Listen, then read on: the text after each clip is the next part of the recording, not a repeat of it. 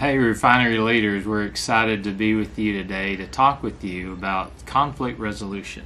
This is a topic we're especially excited about because we use this all the time with the couples we work with.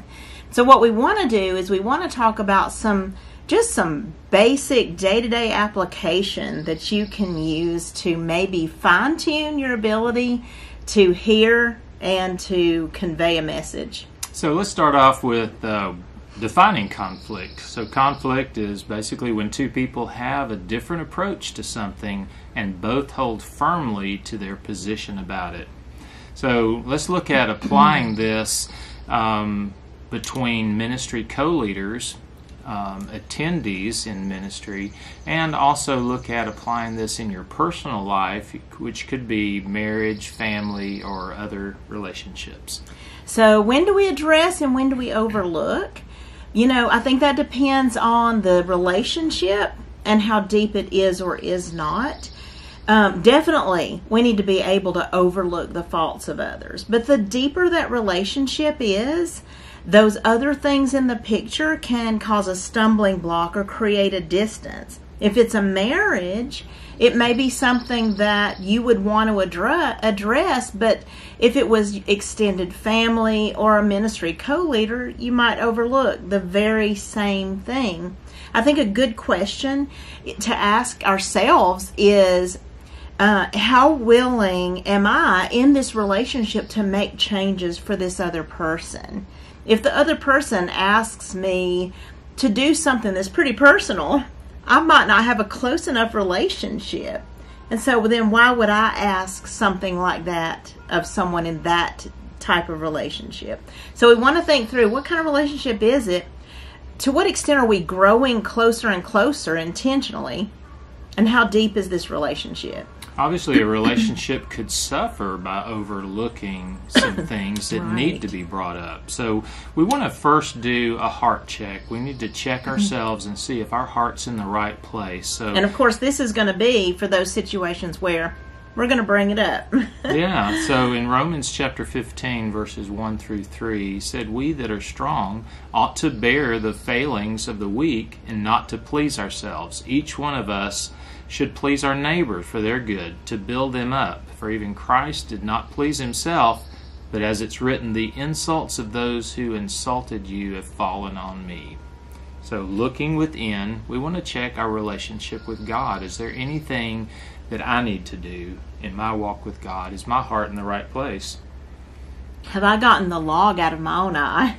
Am I looking at someone through the log, which is going to make me not see very clearly, right? So I always want to deal with myself first.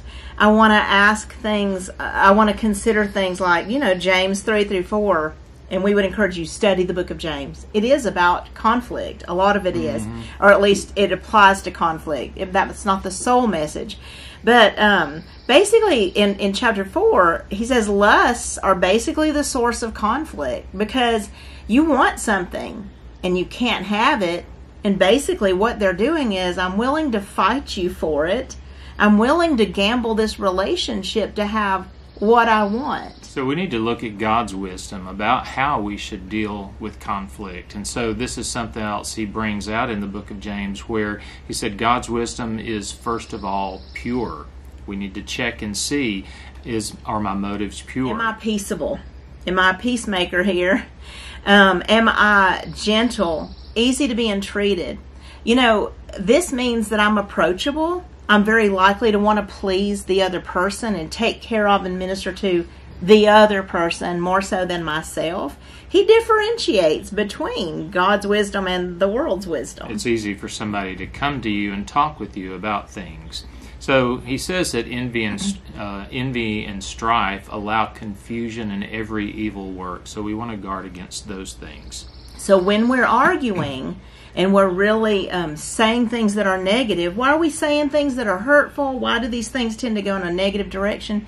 Because we allow confusion in. We allow evil works in. It's not God's wisdom, and it doesn't lead to a godly pathway. So checking in on ourselves, we want to make sure that we have both the proper perspective and perception of what's taking place. So we could look at perspective as being the foundation from which I'm coming. Here's where I'm coming from when I address a conflict. Our perception is the way I see you in this, and the way I see the situation, even the way I look at myself in this moment. And I think the big thing, once we do a self-check and we kind of see, okay, this is where I am, we want to say, am I contributing to the problem, or am I contributing to the difficulty in discussing this problem? Maybe I am bringing up too many issues for this level of relationships. Maybe I'm bringing them up poorly, but maybe I'm hypersensitive. Maybe I'm insatiable. We need to check our expectations. Am I expecting something from this person that's unreasonable? We want to be aware of our own triggers. There's things that we've experienced in the past that could set up the kind of expectation about how things are going to go, and we can carry that into our relationship with other people. This is our baggage that we really need to work toward healing. We need to expose the roots in those triggers. But while we're working on healing, those very closest to us, maybe a spouse, maybe we would be aware of this in other people. Sometimes we need to know what the trigger is. Maybe there's an alternate way to interact that doesn't trigger. But we might observe people that trigger. But as far as looking at our own selves, I want to be careful not to allow myself to flow in the direction of a lot of negativity based on a trigger when maybe that's not even what's happening right now. So we want to be a good speaker and a good listener. The speaker is the person who's bringing up the issue. The listener is the one who's hearing the issue. Being a good speaker, I want to evaluate, can I share things in a way that doesn't come across as blaming, accusing, belittling, and things like that? Am I a good listener? Am I really focused in this moment on, I want to hear this message, not I want to tell you what I think about this message. That's good. So we want to be approachable. In Matthew chapter 5, he said, therefore, if you're offering your gift at the altar and there remember that your brother has something against you, leave your gift there in front of the altar. First go and be reconciled to your brother, then come and offer your gift. So our ability to be able to deal with something is going to be, are we approachable? And that has a lot to do with how comfortable are other people coming to us when they have a problem that they need to discuss. Do they feel concerned that we have a chip on our shoulder, we're not going to receive it well, we're going to respond poorly, they're going to feel bad about themselves that they even brought it up? So, am I being assertive? Now, assertive is not being aggressive. Assertive is taking initiative to bring up something that needs to be handled. In Matthew chapter 18, he said, if your brother sins against you, go and show him his fault just between the two of you. And also he said in Proverbs 27, the wounds from a friend can be trusted, but an enemy multiplies kisses. So, a person that is a friend is going to be able to bring up something that could be considered challenging, like a wound.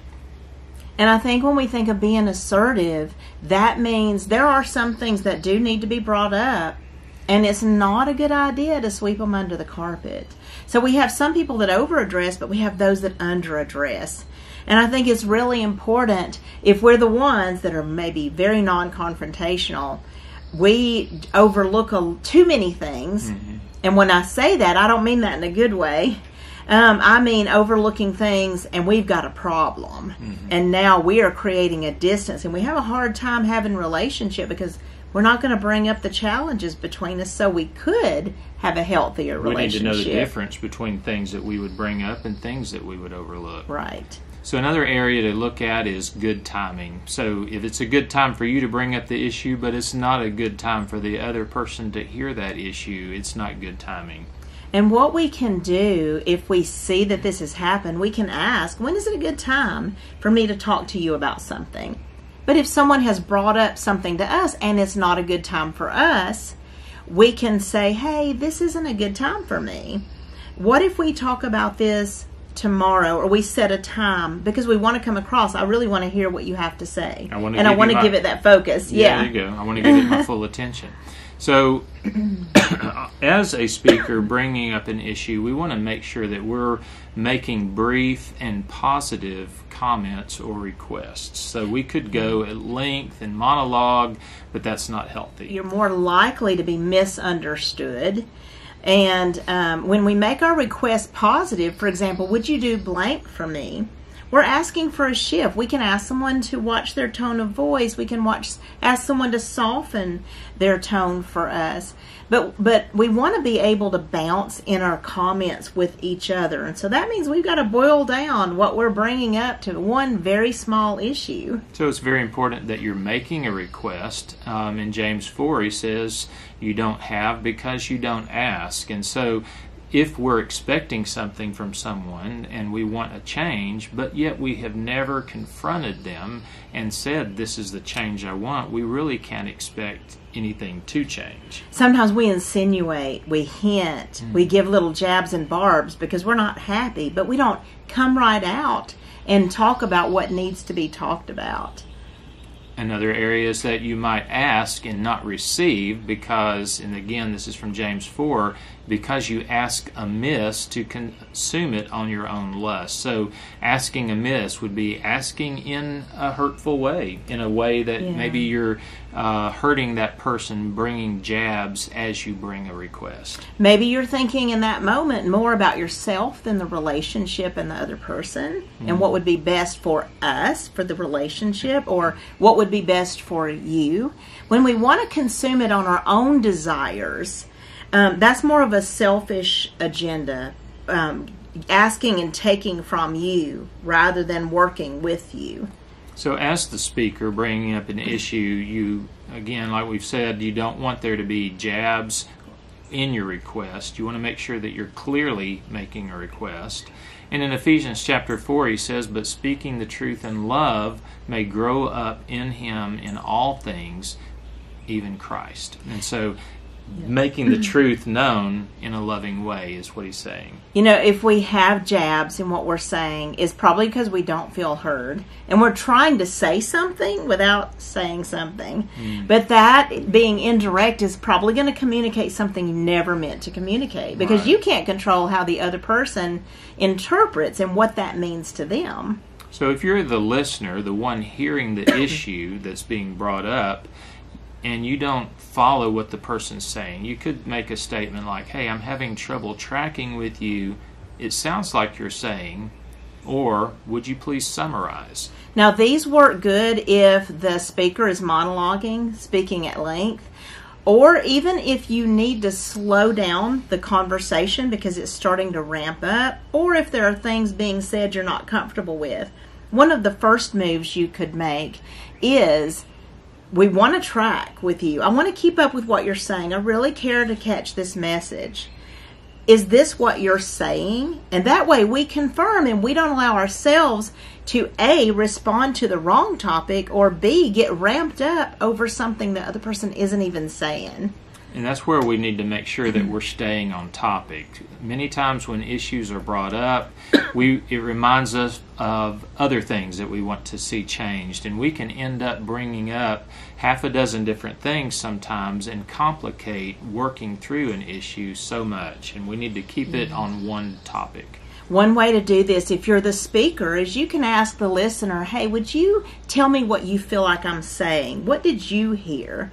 This gives us an opportunity to catch where they misunderstood, misinterpreted, or where they maybe even have a trigger that shifts the meaning for them. If you're the listener, then you could restate what the person bringing up the issue says. So what I hear you saying is, and you want to make sure that you're not making assumptions. So when you say that, then what you're really saying is this. So you don't want to make assumptions and leading them into conclusions they didn't make. Yeah, we don't want to twist what they're saying into more than what they're saying. Right. And we want to clarify. So when we restate, we get an opportunity to be clear.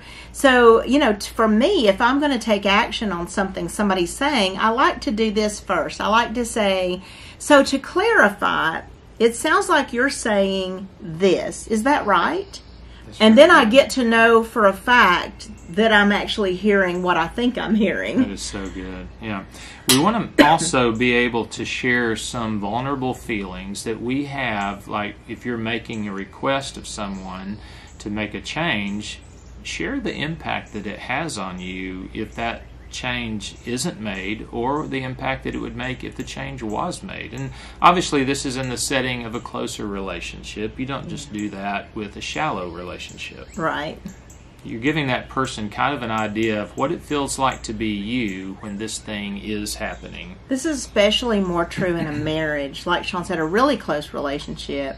In 2 Corinthians 6:11 through 13, it says, "We have spoken freely to you, Corinthians, and opened wide our hearts to you. We're not withholding our affection from you, but you're withholding yours from us. As a fair exchange, I speak as to my children, open wide your hearts also." Wow, there's some good exposure going on there. So we also want to make sure that we're making an apology. An apology, if this is if you're the one hearing the issue, if there's been some offense or some change that's requested, it's good to apologize for the impact that caused on the other person. And we want to connect not just with the words, but with the feelings. And isn't that what we want as a speaker? And sometimes we can ask if the other person isn't on the same page and they're not connecting with words and feelings. We can ask. So what I would like for you to know is it made me feel this way. Now, this is not the moment, if it's not a very deep relationship with a lot of open communication, to drag the other person through the emotional mud. We can share one or two vulnerable words only. And, then we want to connect. Our apology should acknowledge that not only did this happen, but it created a negative environment for this other person. And for that, we would want to apologize. We don't want to do that and create that for them. It doesn't mean that we did something wrong.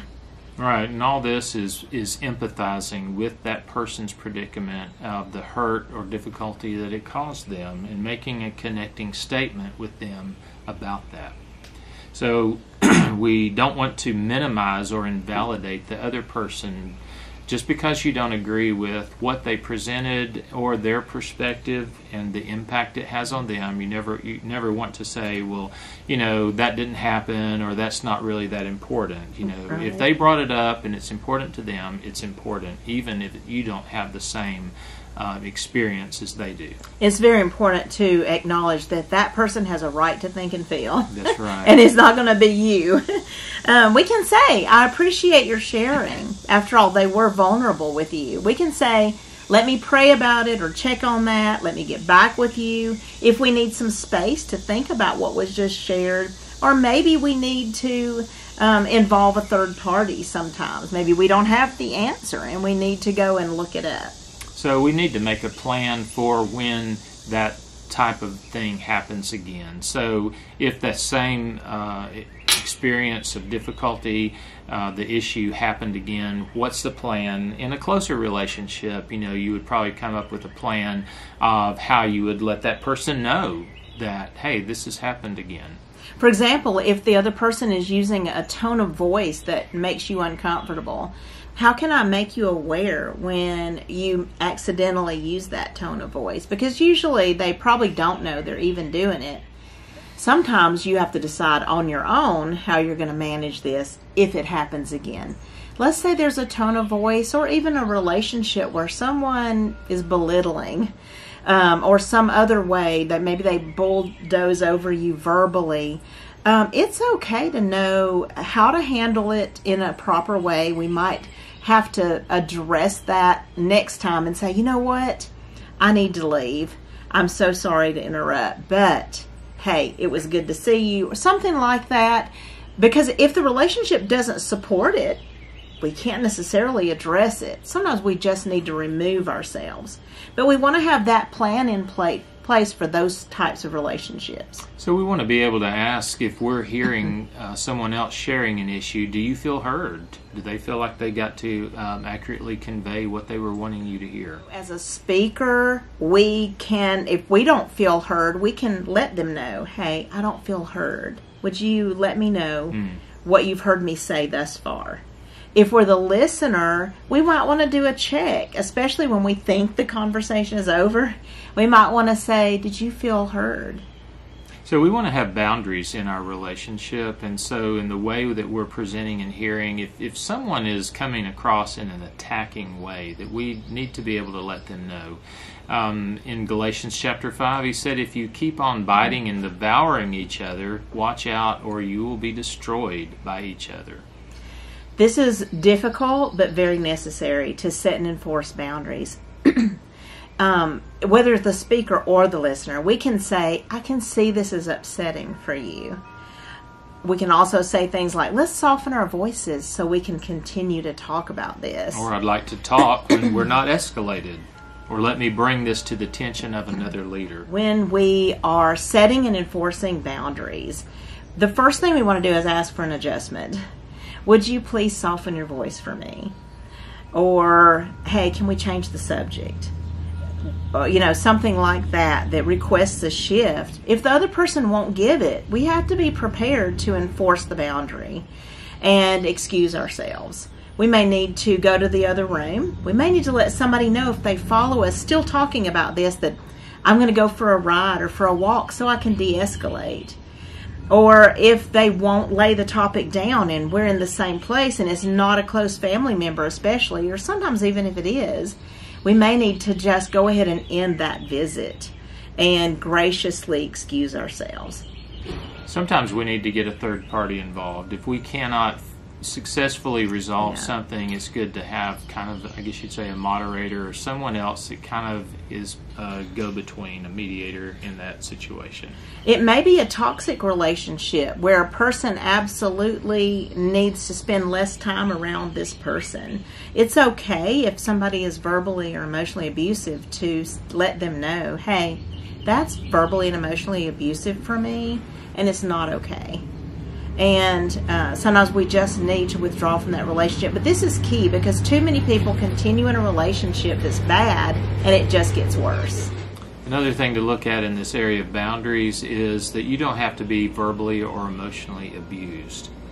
So this is where we mentioned the toxic relationships is we need to recognize when a relationship is destroying us spiritually, mentally, emotionally. It's not okay to just watch yourself wither away and die. And so, get help. This is where a third party would be amazing to have involved and be able to step away from those moments that are whittling away at who you are in your relationship with the Lord. Excuse yourself from the conversation, sometimes from the area where that person is. So when you're the listener and the speaker escalates and is getting too ramped up, so you want to make sure that you're catching their message. They could be getting ramped up over you're not feeling like you're really understanding where they're coming from. We can say things like, that sounds difficult. And notice we can do these things. We don't have to agree, right? But we do want them to feel heard. We can say, I'm so sorry that happened. I'm so sorry you felt that way. Or, it's not my intention, or I'm sorry I came across that way. How can I make it right? What do you need to hear from me? In other areas, if you're the speaker and the listener changes the topic, you need to be able to explain, this is the topic I'm bringing up, which is topic A, and the topic you're bringing up would be a secondary topic. We'll call that topic B. So we like to refer a lot to topic A, topic B. It's good language for being able to identify what's actually happening here. Many times when we bring up an issue, the person that's hearing the issue is going to think of an issue they have with your issue. Of course, because there's the flip side of the coin for almost everything that happens. There's the way I experienced it and the way you experienced it. And so let's say I'm the speaker, then whoever initiates this conversation is bringing up topic A. And so we only want one relatively small issue on the table at a time. But let's say the other person flips the topic to topic B. An example of that might be, hey, would you be careful to not use the firm tone with me? Well, I only use the firm tone because you use the sassy tone. Now, I just brought up topic B. My issue made me think of an issue that I have about why I responded that way. Both are equally important. We Right. can't invalidate one and say, well, you caused me to do this. We don't exactly stand before God and say, well, he made me. Right. And so we don't ever want to blame another person for our own choices because we have a choice. And so whoever brings up topic A, we really want that to be the topic that stays on the table. And just like we say to a 5 or a 10-year-old, wait your turn. And we can't both drink out of the water fountain at the same time. And so if we can just hold back and be able to finish topic A, topic B is important, and we need to discuss it when it's their turn. Hey, when I get through sharing my issue, could I then listen to yours, and then you're asking for it? So there's basically 3 options. If the listener is flipping to their topic, which is topic B, you could attempt to shift back to topic A and just kind of do a self-check and see, did I come across in a blaming way? Did I step on a trigger for the other person? Because if they're needing to bring this other topic up, am I doing something that sets this up? Maybe there's a misunderstanding where I can ask, would you restate? You could make a request, hey, can we stay on topic? Sometimes other people see their topic so strongly that they cannot lay it down and they cannot shift. Once we've made a reasonable attempt to shift back to topic A and stay on topic, then we have 2 choices. We can either talk about topic B to get this out of the way in hopes that we could then be able to come back to topic A, or we may need to exit. So let's talk about those 2 options. So you could say something like, hey, I see that we cannot discuss what I needed to talk about. Do you prefer that we discuss what you want to talk about first? And if we do, then can we talk about my topic next? Can you see that clarifies things for both people? It's really clear. It's basically saying, I don't feel heard. I brought something up and initiated a conversation. I needed to tell you something. But it also clarifies that I am willing to shift and talk about what you're bringing up. And it might help the other person recognize you're bringing up a totally different topic. But anyway, so we could go on and we could talk about that. We want to make sure that we're being a good listener and be able to catch the message that the speaker is presenting. This can be difficult when we're the one that initiated a conversation because we've shifted the topic. I really hoped that what I brought up we could actually talk about, but we're not going to right now. And so I could try to continually insert my agenda and be like, yeah, well, you wouldn't listen to me. Or I can go ahead and really listen because this may be a blockade for this other person. And talking about it might enable this other person to actually listen to what I brought up. Right. In these cases, satisfying the listener who didn't bring up the issue to begin with could really help you make an attempt to return to your topic after settling their issue with your issue to begin with. And so we can even ask, hey, do you feel heard? Do you feel like we resolved what you brought up? And when they do, is it okay for me to now go back to what I initiated? Can we take time to talk about that? So the least desirable option is the last one, which is exiting. Some people, this is the only option if you're rarely heard. Some people can't hear your issue no matter which angle you come at. And so we reserve this one for last. Let's say the other person consistently never listens to you. And this was your attempt to just put it out there that you have a request. There's something you need to feel heard about. Let's say you made it brief so that even if it wasn't elaborated on, they still left with a good message, but they're not going to allow you the opportunity to actually talk about it. So you have a choice now. You know, if you think about it, there's some things you could say, hey, I had something important to share, and it sounds like that you're not ready to hear that. So you might need to say, I will talk about your topic another time. Or if this person is always flipping your topic and never listening, you might want to say, I'll listen to your topic after we talk about the one I just brought up. It's kind of exercising a little bit of assertiveness here. I have something I need you to listen to. That sounds so familiar. It sounds like Jesus and Paul said things to the church that, hey, I have something to tell you, but you're not able to hear it right now. We have to be careful, though, when these things happen and it flips like this, that we choose the relationship over our issue. True. That we don't let the relationship and our ministry toward this person get damaged, because maybe they have some maturing that they need to do or some healing that they need to do first. I think, just in conclusion, there's so many different angles of how we can work through conflicts. Sometimes we've given up on resolving issues with other people when there is a pathway and maybe a different perspective that we can have to arrive at that conclusion. So hopefully you've heard some things in this that can help you going forward in working through conflict with other people.